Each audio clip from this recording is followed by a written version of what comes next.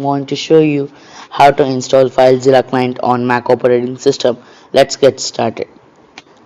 Open the link given in the description, or you can also search Google FileZilla client system. Click on the link, then click on download FileZilla client. Here the pop-up opens. Here you have two options, FileZilla and FileZilla with user manual. You can download any of this. I'm going to download FileZilla.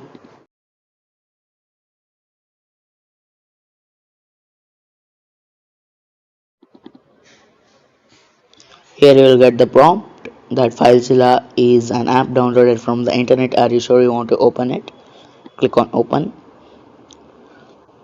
Here you can see your FileZilla client.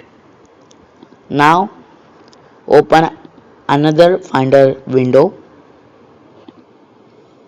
and navigate to applications folder. Drag and drop this FileZilla to the applications folder. Now open your launchpad and here you can see FileZilla. This way you can easily install FileZilla client on your Mac operating system.